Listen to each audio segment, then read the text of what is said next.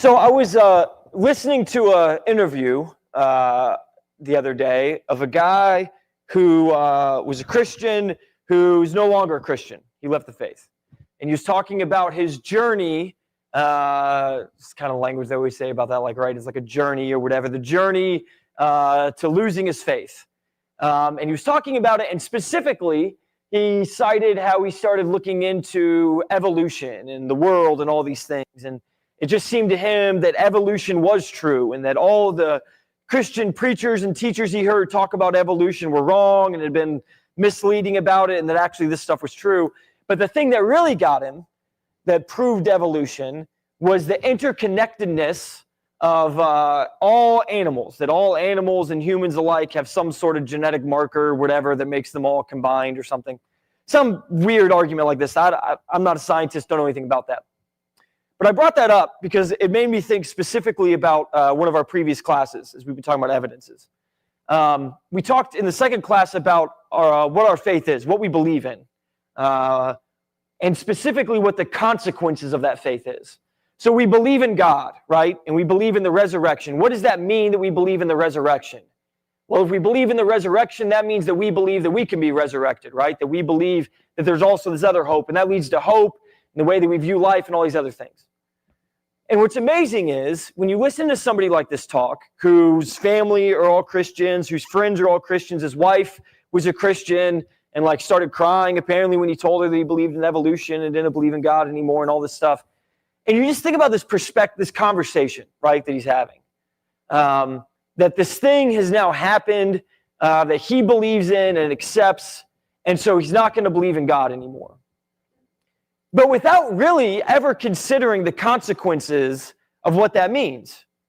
And that's the amazing thing to me, is what you're abandoning for the sake of this new thing, right? Because you believe in evolution, you're abandoning God. You also now are going to cause torment to your spouse and to her family and to your family, and you're going to separate yourself from all the people that you know and will isolate yourself from them. And that sort of consequence and choice indicates to me that there's something else there, right? There's a willingness to do that. Because for a lot of people, no matter what it is, they would have a hard time breaking out of their family or their routine or the comfortability of where they are, no matter what the reason is, whether it's for a good reason or not. I mean, you see people in bad marriages where someone is cheating on them and abusing them and doing all these things, and they can't leave, right? There's an attachment there. And yet, you see this example of somebody leaving, but there's not those attachments. It's just interesting to me and kind of harken back to what we talk about, in that previous class about the consequences of our faith, what the implications of that are. And I think that that's really important because, again, as we've talked about going through this, I'm not, don't have experience debating people on evidences, trying to convert people who are atheists by teaching them evidence. I don't know what arguments are winners or losers with people. I haven't studied it in that regard, but I have looked at these things from the basis of building my own faith, which is the approach that I'm taking and teaching you all. And so we're talking about these things and considering those circumstances. I think it's helpful to understand the consequence then of what we believe, to think the next step, the next implication of where we're going. Because I think that matters. And I think that should be the basis of most any rational decision that we make. The other thing that he said there, which was interesting to me, the guy about the animals and all the animals having some sort of genetic chromosome, I don't know, whatever. Chromosome, genes, something, some of those little minuscule things, I don't know. And it's interesting because I've heard people make similar arguments that it does mean that there was one creator, right? Who created everybody and like shows this interconnectedness, that his fingerprints on everything that he did. Whereas for this person, it's the exact opposite. I bring that up not because I understand it, but because it brings us back to this point of being created by God and what God created in the beginning, which was a world that was in harmony, right? It was good. Plants and animals and the world and humans and compatibility. And every animal is brought before Adam, and he names them all. And so then there's this fundamental enmity that's created by sin. And one of the consequences is now the enmity between nature, the world, and man. Fundamentally, right? One of the curses on man is by the sweat of your brow, right? You will bring fruit from the earth. One of the specific consequences mentioned both in Leviticus and Deuteronomy for violating the law is that the wild beast will set upon you, right? Heightening the consequence of sin within the very created order. And so to notice that there is some interconnectedness between us and the rest of the world, I think is a point of proof for God. And the fact that we are not actually in harmony with all around us, I think is a testament to sin and the fallen way that the world has been afflicted. And I think we kind of recognize that. We love pets, right? I love having dogs. Some people aren't pet people, I guess. I remember talking to a guy I used to work with, and he got really emotional telling me about a story where he saw like a butterfly or something come and land on him on the porch. He was kind of an emotional guy, but got really emotional at the beauty of nature and like this interconnectedness with this butterfly that comes and sits on his finger and like looks at him, you know, and like the beautiful moment of nature and man, and looking at like the park and seeing the animals and the deers and like wanting there to be some connection with them, and kind of disdaining the fact that there is this rift that existed. Just kind of interesting. A little bit of an aside, but I wanted to finish the thought about the guy's particular point. I don't want to bring up an argument against Christianity and then not address it at all. I didn't know that would be appropriate in an evidences class. So anyway, kind of a little bit of a rambling introduction, but I thought that tied in pretty well with how we had been addressing evidences and also set the stage for the conversation tonight. Any comments or thoughts about that? All right. Maybe that wasn't a winner. I don't know. Or maybe it's Wednesday night. Everybody's tired. So we talk about the nature of man, evidences within man's very nature. When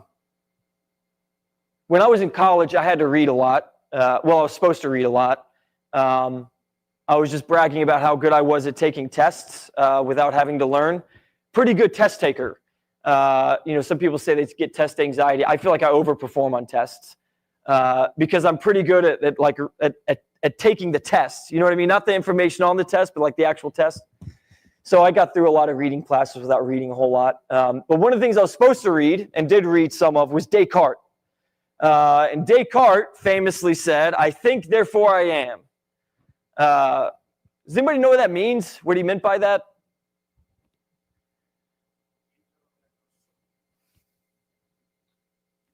What does it mean, though?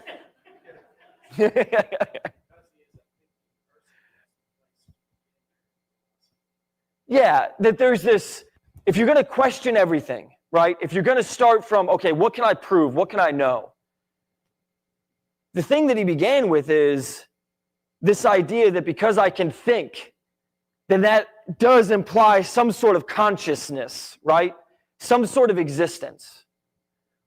Why is that significant as a human, or even maybe in this conversation here? Why is that significant, do you think, to prove consciousness? What is consciousness? What does that mean to be conscious? I mean, awake versus unconscious, right? But aware, insight, some ability to reason or think, some cognitive power, self-awareness, right? Let's say you're at home one day and you start to feel really anxious. Like you get that kind of like feeling inside you where it's like your heart's racing a little bit. You kind of got this nervousness in your chest. What's the first thing you're going to do if you start feeling that? Well, maybe first you may try to make sure it's not a heart attack or something, I guess. But you've eliminated the bad stuff, right? What are you going to do? Yeah, like why do I feel that? What happened? And you start, and you're like, am I supposed to be doing something? And maybe pull up your calendar. Is there something going on tonight I'm not ready for? You start trying to think through what the rest of your day was. You know, whatever it is, you have this self-awareness to try and understand, okay, I have this feeling. Why do I have this feeling? Do animals have that same ability? They can react. They can even reason in some ways. But do they have this same level of consciousness? I mean, I'm sure somebody would argue with me. I don't think so. I mean, right. And you can condition them and train them. And even, like, I've got a dog. I would say she's really smart and thoughtful for a dog, right? That she will assess a situation and make a choice, right? And you're like, that's pretty incredible. Like, that's like a reasoning creature, right? But at the same time, you clearly understand that that dog, even though she may have the ability to disobey a command that I give her for whatever reason, does not have the same level of awareness or sensitivity to the situation that a human would.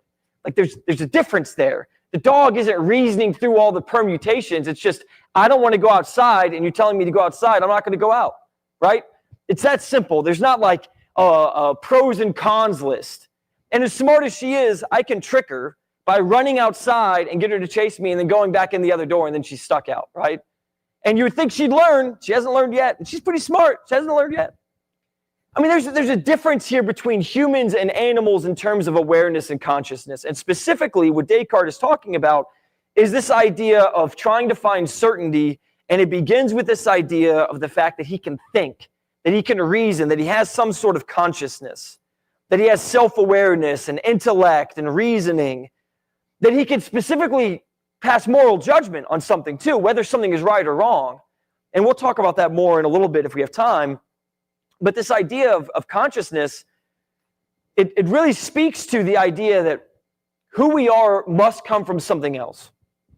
So I forget Newton's laws. Forget the numbers of all of them. I think it's the third law. What's Newton's third law? Is that the one that's every action has an equal and opposite reaction? So that's immutable in nature, right? Every action has an equal and opposite reaction. Energy is going to go somewhere. It's going to be absorbed. It's going to turn into heat. It's going to be something, right? We think about like a car engine.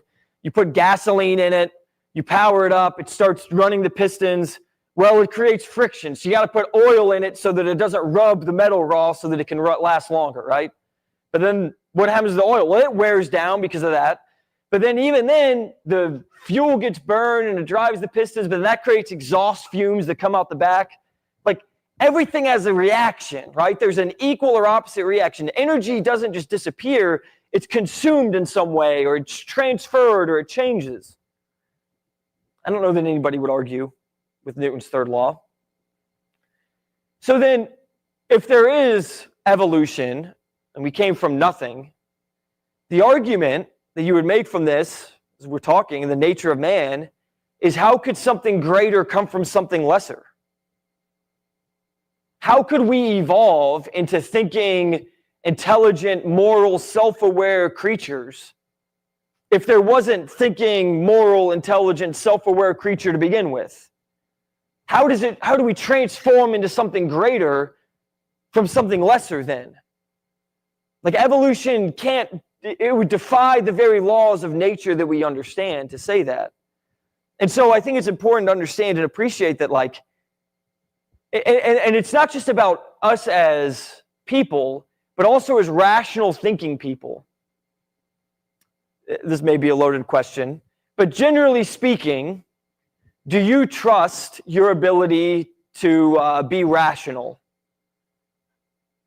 I mean, you have to some extent, right? I mean, you make choices all the time. It isn't like you're surrounded by people that have to tell you what to do because you can't trust yourself at all. I mean, you may even be, pretty neurotic. Like, I mean, I doubt myself all the time. I tell Megan all the time that I only make bad decisions. I make bad decisions all the time. You feel that way sometimes, right? Like, I only make bad decisions. And yet, what do I do continually throughout the day? I make all sorts of decisions, and I make those decisions based on my ability to rationalize that this is the decision that I should make. Of course, we have our biases, but generally speaking, I think that we would put quite a lot of trust in our ability to reason. And if you were going to make a decision about whether or not God exists or God doesn't exist, you can read a book by people who say that he doesn't, and you can read a book by people who say that he does. So how are you going to decide whether or not God exists or not? Well, you're going to have to decide for yourself, some sort of rational decision. And even if you trust somebody else, you are trusting them for some reason, like why you've chosen them, why you believe in that person versus this other person. And because of that, the point of all that is that if we are having any sort of trust in our reasoning, then we have to say that our reasoning comes from some reasonable source. It can't come from an unreasonable source to become reasonable. It can't be irrational becoming rational. There has to be something to ground what is rational from the beginning, which of course then would have to be God. I don't know. Yeah.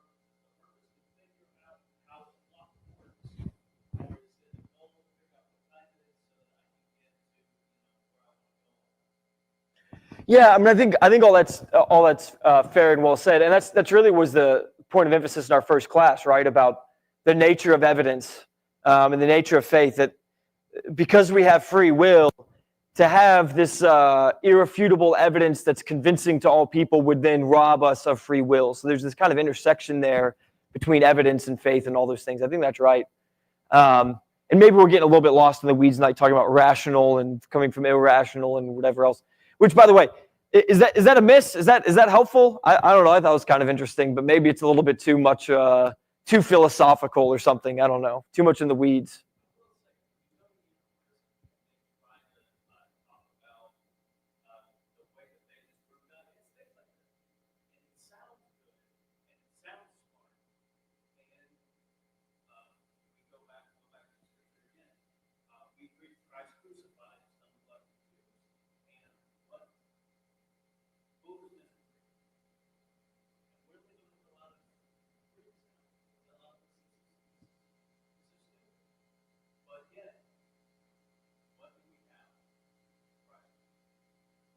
Right. I mean, at the end of it all, we talk about the resurrection as the foundation of our faith and all those things.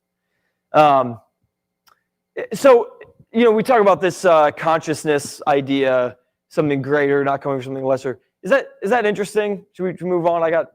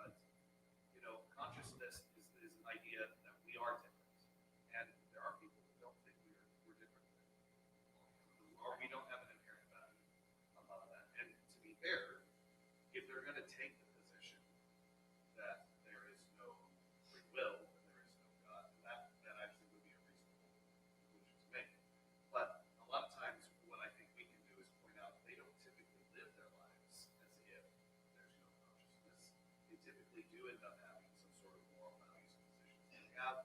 And of course, the key would be to try and ask. I just like asking questions when I'm talking. Right. That's the way I teach most of my classes. It can annoy students sometimes, but it is good for right. getting them to think. So, but consciousness is not. It's not like other things. We can't measure it. I was reading an article the other day about we might be on the cusp, using AI.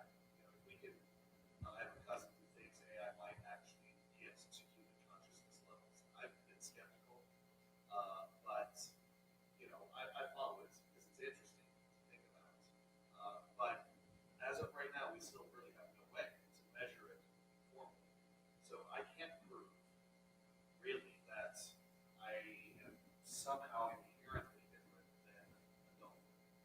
Pretty sure I am. We have evidence, but I can't prove it. Yeah. That's the difficult thing. Right. Yeah. And that's the evidence. There's strong evidence. But, and you've probably heard people that will say, like, this is why there's some people that actually value animal life higher than human. To me, it's nonsense. I can't imagine why they would. But there are those. Right. And I think you're right. And that's another way to look at it, too. Are we more than just chemicals firing in the brain? Right. And people who deny free will, they would say it's like you're not making choices. It's your neurons reacting. You chose these. You really have a choice. right. It's the circumstances and the neurons and all that stuff. And again, I can't really disprove it. Right. Right. But at the same time, I think most of us would be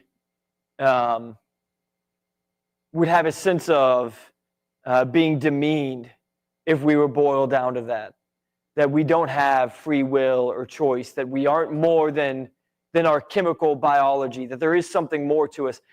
To me, the analogy I would make is, they talk about the Moneyball stuff in baseball, right? Like you can run all these statistics and figure out how to build a team based on stats that's greater than the sum of its parts and the things that matter, and you can like do all these things and like, oh, that's pretty good, I guess. And it worked pretty well for the Oakland A's when they first figured that out. But they lost to the playoffs every time because a couple of reasons. But one of the primary reasons is that their average is that at the end of the day, it doesn't matter what your statistics are when you're up to bat with 2 outs in the bottom of the ninth with the bases loaded down by 3. It doesn't matter what the statistics say. You have the guy who's going to hit the ball. You have the guy that's going to throw the strike. And there are some people who are able to hit the home run in that circumstance, and there's some that aren't. And you know that they are because they do it regularly. Regardless of the stats, they show up. I like basketball. I was watching the basketball game last night. Probably should have been sleeping because it was on late. But it's the end of the game. LeBron hadn't been playing great. The Timberwolves are coming back. Minute and a half left. And out of nowhere, LeBron comes flying across the screen, steals the ball from their other team's star player and hits a layup and seals the game. And it's like, there are players who do those things. Tom Brady is going to throw the winning touchdown at the end of the game. And you know that he is because that's what Tom Brady does. And how do you put that in a statistic, right? Like there's something about people that elevate above. Other people may have better seasons. They may play better. But in that moment, with that shot on the line, who do you want, right? Who do you want throwing the ball? And there's something about that. There's something to us as humans, I think, that we recognize in sports, or maybe more specifically to our class, as creatures of God, that is more to us than just chemicals firing in the brain. And if that's the case, then there's no way to explain that through evolution or biology. There is something else there that makes us different. We'll move on from that a little bit. The other thing that I think is really interesting to talk about in terms of, and by the way, my notes didn't sync all the way, so I have to pull up these here. So that's why I pulled my phone out. I'm not reading text messages in the middle of class. Or maybe I am. And this is the one that I really like. It's we are made in the image of God, right? And it means a lot of things. I think it means what we're talking about, this idea of consciousness. I think that's involved in that. But I think it also means creativity, doesn't it? That we have the ability to create things that are new, to imagine, right? To build in a way that other creatures can't. I mean, I'm amazed. You know, one of my favorite things, some of you all know this about me, is to watch YouTube videos of people building the craziest things. And it's amazing, the stuff that people can build. I mean, it would blow your mind. I saw a guy, he like made a prank video. He like parked his car in like a little parking lot backwards. And the parking lot says you can't back your car in. So he parks his car backwards, waits and gets the ticket. And then, so he says, I'll show them, right?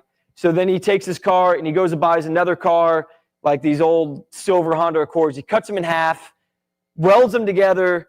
So then now he has two front ends of the car, drives it back, parks it in the parking spot, backs it in, because the engine's only on half of it, backs it in and then goes, sits and watches. And the meter maid comes up and she gets out of her car and she looks. She gets on the phone, talking to her boss, doesn't know what to do, hangs up the phone and just drives off. No ticket. And it's just, I don't think an animal would do something so silly, right? Like there's something about this, like it's fascinating, isn't it? This ability to just dream up this idea of a joke and to like build a car with two front ends, and they start driving it around and they have a person on the other side that's like sitting in the driver's seat because the steering wheel's still there facing the wrong way. They pass cops or whatever and everyone's just staring, you know, just silly. Like there's no purpose to this. It's a waste of resources. It's just silly. I mean, that is creativity and it is ingenuity and it is part of what makes humans beautiful. I mean, maybe not that specific thing, right? That probably is not the most beautiful side of humanity, but I think it speaks to what we are capable of, doesn't it? This ability to think and to reason and to create. Maybe the examples that we would be more drawn to typically are things like artwork, a beautiful piece of art that captures a feeling and an emotion in painting. I don't know how much people are into art these days, so maybe the better example is the hymns that we sing. We have a bunch of beautiful hymns in our songbook that are carefully written out, that evoke a lot of emotion, married with music, and the tune and the words fit together so powerfully that it affects us. And it connects us to each other as we sing and harmonize together. And it connects us with God as we praise Him. I mean, those are things that speak to how we are like God. Animals don't have that same ability to do those things. And so within our very nature, we have this part of us that connects to God on that level. Yeah.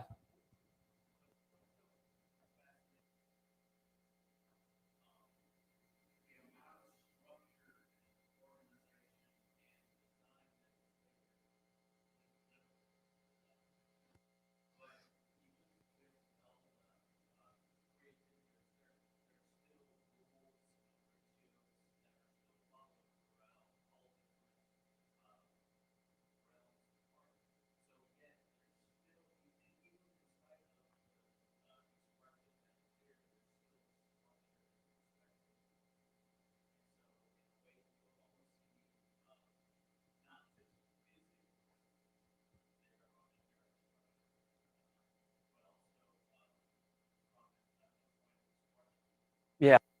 I think that's right. And it's amazing. I trying to figure out how to play the guitar. And so you see these things about music theory. And it's so funny to me. Like you'll see somebody talk about like, you can't tell me Kurt Cobain didn't understand music theory. Look at this song. And then they start playing some Nirvana song and like, see how he goes from the fifth to the third here? Yeah, you're telling me. And it's like, yeah, music theory is the explanation for what he did. It's not what he did, right? And I think people get that backwards. But the point of that is to say that there is a structure and there's a system of rules that create certain things, that create certain sounds within music. However, I would argue that the most beautiful things in music are those rules and that music theory with the right breaking of the rule at the right time. That there's something creative about that we can have this form of music that follows all these rules and this pattern, but at the right time you play just the wrong note, something just slightly discordant that breaks the melody in a certain way, that adds a certain sound or interest to it, that you skip a certain note in a certain way to create this kind of sound. And those things are what make it beautiful, because it is that marrying of the imperfection within the rules and all these things that makes music so lovely. And they talk about that all the time. I think it was an interview with Sting talking about music, and he said that he could tell within the first like 5 seconds of a song whether or not it's interesting, whether or not he's going to like it, because you need something interesting right away, something that breaks the rule, that like is unexpected, that grabs your attention. Now, I don't know how much you all like music or that into those things, but the idea is that within this creative world that we have, we as humans are able to create rules and then bend the rules in the right place, break them at other times to create something that's better than if you just programmed it like a computer, right? Another way to say that maybe is, everybody you talked about ChatGPT. I've messed around with it some, and it's unbelievably impressive. And in fact, I will admit, I was curious, so I typed into ChatGPT, given all the evidence and resources that you can call upon, and arguments for the existence of God and arguments against the existence of God, which do you think has better / more evidence? And it actually said preponderance of evidence is with the side of the existence of God. So even AI computers believe in God, I guess. So take that for what it's worth. What? Yeah. Yeah. Now, who knows? You may ask it and it may have something different, but it doesn't mean anything. It's not evidence. I don't mean it that way. I just thought it was funny. But the whole point is, like, you give it a prompt, right? And I remember when I was first messing around with it, I was like, fine, write an invitation. Give me a 5-minute invitation for a church setting with a Bible verse that ends with a call to follow the 5 steps of salvation, whatever, right? And it writes this thing out, and it was great. I mean, and it even included a personal illustration for me that I could stand up and I could talk about how there was a time that I struggled and went through this deep depression, but I came through because of the power of God. And you read this. Yeah, exactly. Just a second, Ray. I'm getting to the point. Got to let me finish. So you get through this, and you look at it, and you're like, yeah, I can make it work, but you recognize something about it when you look at it. It's not true, right? That personal illustration that it wrote, that organization of thought that supposedly would come from me, is soulless. Right? There's no heart to it. There's no thought behind it. There's no emotion behind it. It's just creating something based on what it could find that sounds like the sort of thing that people might say. And the difference between a machine writing something like that very cleverly and very impressively and me standing up here and teaching is that I am basing it off of my conversations with other humans and my thoughts and my feelings and my emotions. And there's something about that that makes it different, right? I mean, I'm more likely to say the wrong thing than ChatGPT is, right? I'm more likely to make a bad analogy that doesn't really fit. I'm more likely to derail the class for 10 minutes talking about rational and irrational and the conscious coming from unconscious and nobody caring about that. I'm more likely to make that choice than ChatGPT is, right? But that's part of what makes the class interesting and part of what the whole point of connection is. And it's part of the whole point of this class and the evidences and the nature of man representing God are those very things, that difference that exists there. Does that make sense? I don't know. Maybe I'm going off the rails.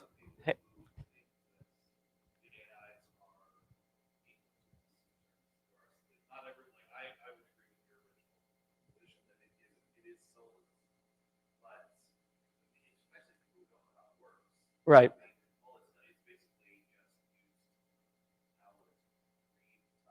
Yeah.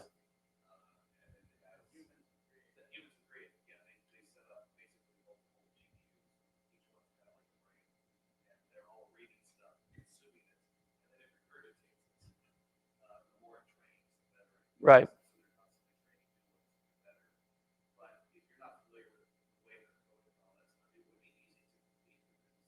Yeah.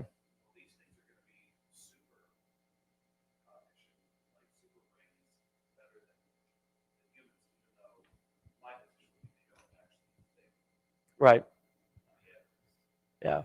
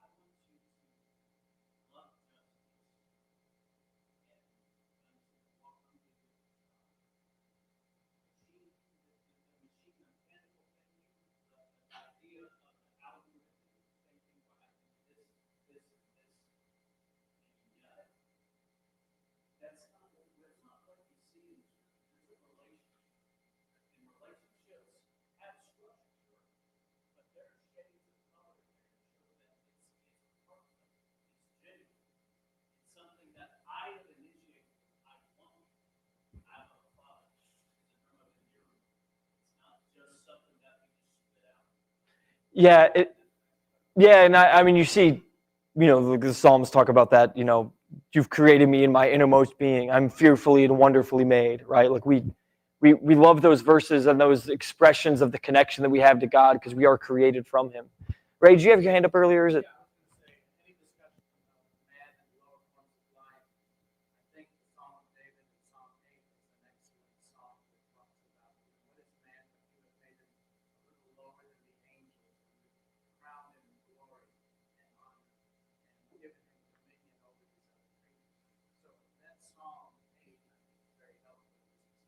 Yeah, I think that's great. Great reference. Thank you, Ray. I will say, as a brief aside, ChatGPT was willing to say that God exists, but it was not willing to take a side in the Jordan versus LeBron debate. I just want you all to know that. I spent probably a good 30 minutes a while back trying to get it to pick a side, and I could not get it to. Yeah, when it pick. And I was like, so define greatness and then plug that definition back in. Anyway, it never worked. But it says that God exists, so whatever. I don't know. But that was an old of it. So maybe the upgrade, I should try it again.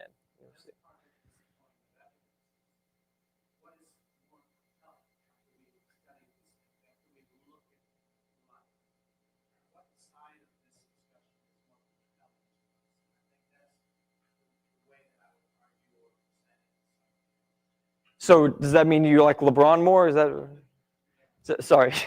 No, I think you're right. Like the whole thing is this weight of evidence, the implications of all those things. Yeah, we've been all over the place tonight. I apologize. Trying to think of good examples of some of this, but getting back to the primary kind of point of all this is there's a fundamental problem that you have to deal with if you try to remove God as creator. If you try to remove God, and that is where we belong and who we are and where we came from. And that problem is not solved by just saying that we are cells that have slowly changed over billions of years or whatever. There are deeper questions there that require a deeper answer. But it isn't just about the evidence then that God exists from our very nature. It also speaks to, I think, the very character of God. One of the things that we probably don't have time to get into this conversation, another kind of heavy philosophical one, but one of the other kind of fundamental problems that we deal with as humans is man fundamentally good or fundamentally evil? And we know that there are none righteous, no, not one, that we are all sinners, that we have all fallen short of the glory of God and those things. But the sense of morality that we still have, despite that, I think speaks to this moral understanding of something that is innate within us. That goes back to the Romans 1 thing. It goes back to the Romans argument in general, right? That we are all sinners in need of something. And it is within us to recognize that need, that there's something there. And I think James, we've alluded to this before, but James in James 1 handles the way that people deal with that pretty well, right? Hearers of the word versus doers. That there are those who are confronted with their immorality, that they're confronted with who they are before God, and they don't like it. And instead of changing it and becoming better because of it, they pretend like they never saw it, and they go about their way. As opposed to the doers of the word that look into the law, the perfect law of liberty, that look into the mirror of the word and see reflected back their own scars and their own sin, and they hopefully want to be better. And because of that, they change, and they repent, and they turn, and they become something different. And they're doers of the word. And that at the heart of it all, in terms of the very nature that we have within us as man, is an understanding of morality, rightness and wrongness, and we may destroy our conscience, our conscience. We may destroy our sense of right and wrong, right? But it's still there, that sense that there is something right and there's something wrong. And anybody you talk to will acknowledge that there are some things that are just wrong. evolution, the world, take God out of it, might makes right, all those other things are all that you're left with. You're left with the animal kingdom, not with humanity, not with society, not with any sort of structure. And I think that the desire that we have for something better, to believe in something better, to hope for something more, and the way that that is valuable to us speaks to the fact that there is a creator, doesn't it? Because he has offered that before us. So, I don't know. We've wandered around a bunch tonight. Any final thoughts? I think we're about to finish up tonight. Hopefully this was helpful. I don't know. Jumped around a bit. If nothing else, you heard the story about the two-fronted car. So you can look that up later if you want to. Pretty funny. All right. Well, I appreciate your attention tonight. And then I'm out of town. I'm going out of town Saturday. And I forget who's teaching next week. But we'll pick up. Colley's teaching next week, I think. Lesson 5. So appreciate your attention tonight.